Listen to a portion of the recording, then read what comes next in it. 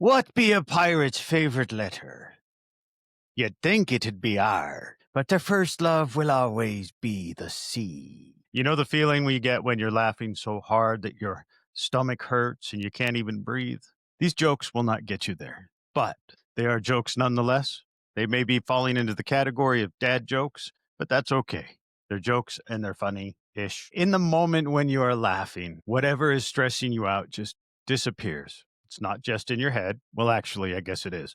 But I mean that in the best possible way. Today, we're going to talk about the incredible connection between humor and mental health because laughter isn't just fun, it's medicine. It lowers stress, it boosts your mood, it strengthens relationships, and can even reframe the hardest moments of life into something that we can actually cope with. So, whether you're someone who cracks the jokes, or someone who loves a good meme binge, or someone who hasn't had a belly laugh for a while, this episode is for you. So, by the end of this, I hope you'll see that humor is one of the most powerful and underrated tools for taking care of your mind. So, welcome to The Pirate Therapist. I am your host, Lee Perry. I am the Pirate Therapist, and I am here to talk to you today about humor. So, in this episode, we're going to talk about the science of humor first. Laughter releases endorphins. It makes you feel good. That's a feel good chemical that our brain produces. It lowers cortisol, which is a stress hormone. That's bad. We don't want. Humor boosts immunity. It eases pain and relaxes the body. Some studies show up to 45 minutes after you laugh. The brain studies can show that laughter activates the reward centers, similar to that of chocolate or music. So when we laugh, multiple parts of our brain light up. The frontal lobe, it helps us understand the jokes. The motor cortex moves our face muscles. The limbic system, the amygdala, the hippocampus, regulates emotions and creates that feel good reaction. Laughter releases a cocktail of neurochemicals. We get endorphins, which have been known to be natural painkillers and giving us kind of a high. Dopamine, that's a reward chemical, which boosts our motivation and our mood. Oxytocin, which is a bonding hormone, it strengthens our connection to others when we laugh. Laughter reduces the cortisol, which is the stress hormone, which we don't want. Even anticipating laughter, like when you go see a comedy show, it can lower stress and relax the blood vessels. That's why people say they feel lighter after they have a good laugh. Some physical health boosts. Laughter increases oxygen intake and stimulates the heart, the lungs, the muscles. It's kind of like a mini workout. It improves your blood flow, supporting the cardiovascular health, strengthens the immune system by boosting infection fighting cells. Some studies suggest it can even dull physical pain by triggering endorphins. Some mental and emotional benefits. It interrupts negative thought cycles. It's hard to ruminate when you're laughing. It shifts perspective. Humor lets us see problems in a less threatening way. It builds and promotes emotional resilience. People who laugh are often better at bouncing back from setbacks. It helps us create social connection. Humans are 30 times more likely to laugh in a group than they are by themselves. Shared laughter creates instant bonds. It signals safety and belonging. Couples and friends who laugh together report higher satisfaction and closeness. So, why couldn't a pirate be playing cards? Because he be standing on the deck. Again, these jokes are terrible. I'm sorry, but not sorry. Humor as a coping strategy. It helps people reframe stressful situations. Finding the funny side reduces intensity. For example, telling a joke about a tough day can transform frustration into connection. Gallows humor is common. It's a common in high stress professions like nurses, first responders, military. I know when I was in the military, there was a lot of gallows humor, and that can appear very dark and very frightening sometimes to people on the outside looking in, but it has its place. Gallows humor is not always bad, even if it may sound that way from someone who's out of the context of that humor. Humor, it reframes problems. When we laugh at a tough situation, it doesn't erase the problem, but it does change how we experience it. This shift in perspective gives the brain room to problem solve instead of being stuck in stress. It helps us make light of a situation where we might be stressing Might shift that perspective, shift our way of thinking to make it less stressful and more, well, this is something I got to get through. This is something I've got to get done. And we kind of laugh our way through it instead of cry our way through it. And that's okay. Stress and anger and sadness can feel overwhelming. Humor cuts through that intensity. Think of it as letting the air out of the balloon. Pressure drops, emotions become easier to manage. Even a quick laugh can bring the nervous system back into balance. People who use humor bounce back from difficulties more quickly. It creates a buffer between what happened and how I feel about it. In tough moments, humor helps us say, yes, this is hard. But if I can laugh, it makes it less hard. It makes it easier for me to find a way through. I know I'm going to have to get through it, but it makes it a little easier because I'm not putting so much weight on that. Sharing a laugh about a tough situation builds connection and support. Again, when I was in the military, we would laugh about things a lot and probably sometimes inappropriately, but that laughter helped us connect to each other and helped us get through some hard situations. Laughing together can turn a lonely struggle into a shared experience, and then we don't feel as alone. And if we don't feel as alone, then nothing seems quite so heavy. For example, nurses and doctors and military and first responders will often use that dark humor to cope, not to dismiss the seriousness of our jobs, but to survive the weight of those jobs. When life gets hard, humor helps people feel like themselves again, not just a patient or a struggler or a victim. For example, someone dealing with illness joking about hospital food. It reclaims a sense of agency and humanity. We feel like we're more in control over something that can be very overwhelming otherwise.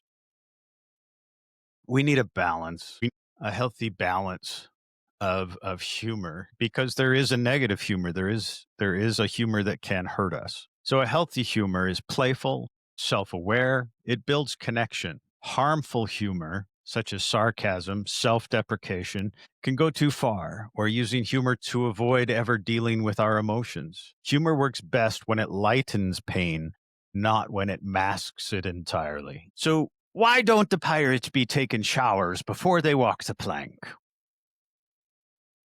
Because they'll just wash up on the shore. These are the jokes, folks. Humor in relationships. Shared laughter strengthens bonds. Couples who laugh together report higher relationship satisfaction. Humor can diffuse conflict and make tough conversations easier. Shared laughter signals safety and trust. Friendships often will start with humor. It's one of the fastest ways to feel connected to someone new. For example, have you ever been a part of an inside joke where only you and someone else was aware of what the funny was in that situation?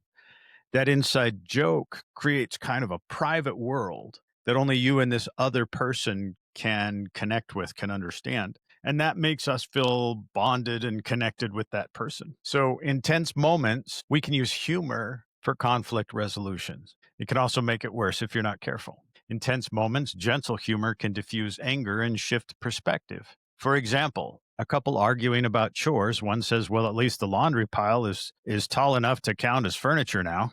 Both laugh, tensions ease. That was a horrible joke. So both laugh and the tensions ease and the conversation can become constructive. Humor interrupts the fight or flight response, helping people move from combat to collaboration. Couples, families, teams facing hard times often cope by finding humor in the situation. It doesn't minimize the pain. It creates a moment of relief and solidarity. Think of parents joking about the chaos of raising toddlers or friends laughing through moving day disasters. We can use humor to get us through difficult times and help us feel connected to other people. Humor can build attraction. Research shows that people often list a sense of humor as one of the most desirable traits in a partner. Laughing together sparks dopamine and oxytocin, the bonding hormone, and it makes people feel closer. Humor signals playfulness, creativity, emotional intelligence. These are all attractive traits. When partners or friends can laugh at themselves and with each other without cruelty, it creates a safe, forgiving environment. Example,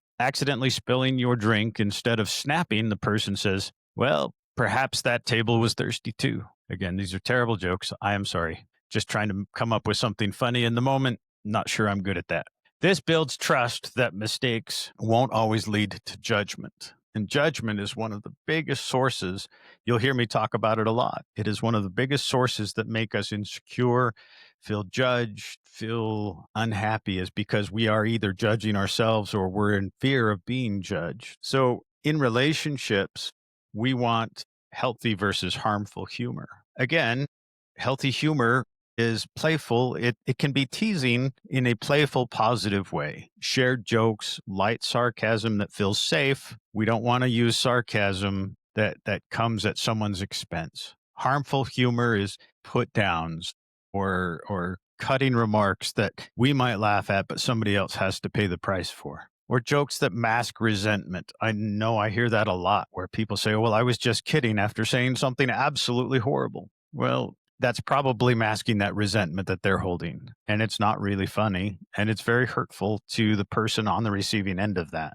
The key to the humor in relationships should make both people feel included, not targeted. What did the ocean say to the pirate? It be saying nothing. It just be sitting there and waving.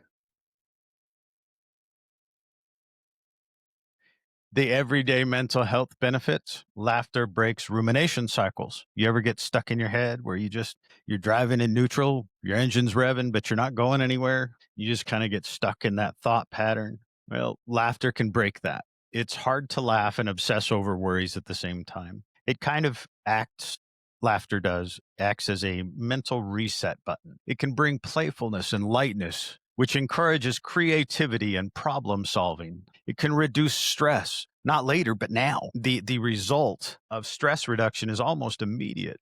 Laughter lowers cortisol, the stress hormone, almost instantly. Even anticipating laughter, like seeing a comedian or watching a funny video or movie, it can start to relax the body. People often describe feeling lighter after laughing because the stress hormones have literally lowered. Laughter triggers the release of endorphins and dopamine. These chemicals create a natural high that boosts motivation, creativity, and your overall mood. Just a few minutes of laughter can energize you as much as a short nap or even a walk. It strengthens our immune system. Positive emotions like humor boost infection fighting cells and antibodies. Chronic stress weakens immunity, but laughter helps reverse that. Some studies suggest regular laughter may even lower the risk of illness. And I found that to be true. Just in my personal experience, I can't say that I've studied it, but I have seen people that are struggling with a chronic illness, or even people who were terminal illness were able to get through their situations by laughing. And while that can be a very hard thing, laughing helps make that a little easier. Laughing increases our oxygen intake, stimulates our heart and our lungs, and relaxes our muscles. A good laugh can leave you physically relaxed for up to 45 minutes afterwards. I got that statistic. I'm not sure how accurate that is, but 45 minutes seems very specific. While it's not a gym substitute, laughter burns calories. 10 to 15 minutes of hearty laughter can burn 40 calories. And if you've ever been on a treadmill where you feel like you're running for hours and you've burned 15 calories, I'd rather laugh it off. Laughter can improve our pain tolerance. Endorphins released during laughter can be a natural painkiller. Patients in hospital who watch comedies or engage in humor therapy often report less discomfort. And I'll be honest, until I was researching this, I didn't know there was a humor therapy, but someone says there is. So in my research, that's what I found. So we're going to take them on their word that humor therapy is a thing. I like it, so we'll run with it. This doesn't erase the pain, but it makes it more bearable. Humor enhances social health. Laughter is 30 times more likely to happen in a group than it is when you're by yourself. Shared humor creates bonds, reduces loneliness, and builds trust. Social connection is one of the strongest predictors of long-term health. Humor helps keep those connections alive. It supports cognitive function. Humor encourages mental flexibility. It makes the brain switch perspectives quickly, and it helps you to get the joke. This mental exercise sharpens problem solving and creativity. It also interrupts negative thought loops like worry or rumination, and it gives the brain kind of a reset. So here be another question for you. How much does the pirate pay to get his ears pierced? I'll give you a clue. It be $1 an ear. Bah! These jokes are terrible. Ways to add more humor into your daily life. Watch a comedy strip comedy strip. Read a comic strip, watch a stand-up routine, watch a video. There's a lot of comedians on, say, YouTube. When you're feeling stressed, go look for somebody that can help make you laugh. Surround yourself with funny friends, podcasts, memes. You can keep a funny journal. I'm not sure what else to call this, but when something really tickles your funny bone, when it makes you laugh, when you feel better about things, when you have a good laugh, when something really strikes you as funny, write it down, put it in a journal, and then you can go back and it will help pull that back up. Curate a humor toolkit. Go on YouTube, follow comedians, follow particular people who provide memes that you like, that you find particularly funny. Follow lighthearted creators on social media. Keep a playlist of your favorite funny shows, movies, or stand-ups or shorts. Save a folder of these things so you can just kind of go peruse through an entire folder full of things that make you laugh or make you smile. Think of it as kind of an emergency laughter kit. Life is full of small absurdities if you look for them. So if you practice looking for the funny things that are just in everyday life, we can find that. There's always something silly going on, something that is absurd, out of place, something that doesn't really look right or fit right. And if we're looking for the humor, we can find it. So like a cat sitting in your laundry basket, a barista spelling your name incredibly wrong, your kid saying something unintentionally hilarious. Kids are good at that. Keeping a funny journal or writing down these moments can train your brain. Not only can you go back and resource that folder full of funny things, but it can train your brain to look for those funny things. Don't be afraid to laugh with others. Share a joke, a funny video, a silly story. Share these with your friends or your coworkers. Don't get in trouble sharing these at work. Maybe save them for after work. Engage in playful banter or harmless teasing with people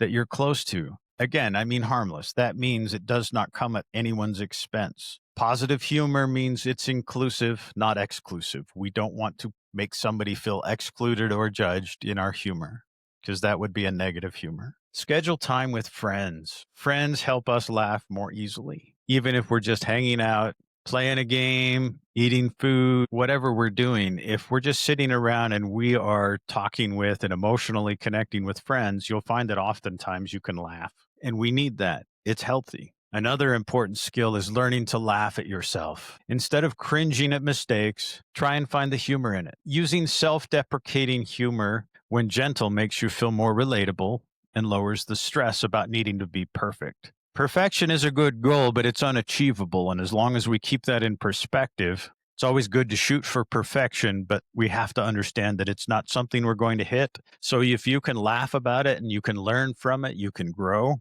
without hurting yourself. Again, we don't want it to be negative humor. Using humor as stress relief. In a tough moment, ask yourself this: if I were telling this story in 10 years, would this be funny? If so, which part would be funny? This shifts your brain from victim mode into storyteller mode. I often tell people when they come into my office that couples, you should go on dates. And if it turns out to be a bad date, if you're trying something new and it turns out to be a bad date, it's okay, because in the end, most bad dates turn into good stories. We just have to distance ourselves emotionally from it before we can see the humor in it.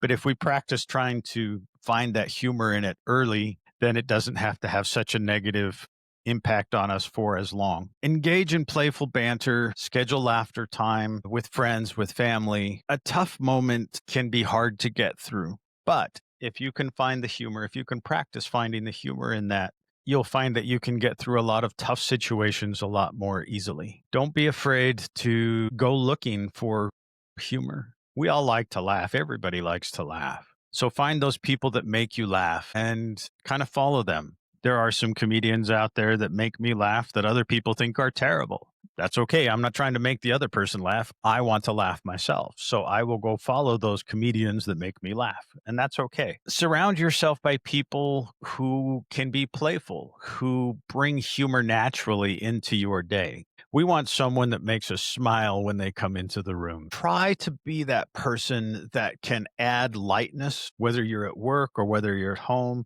Try to be ready with a joke, even if they're bad jokes like mine. Try to be that person that can make someone laugh or at least groan in a funny way. If you can do that you can bring a lightness to the people around you. Dad jokes are terrible, and that's probably the only kind of jokes I know. But even a corny dad joke can make people laugh or groan, humor can create times where you connect with those people closest to you.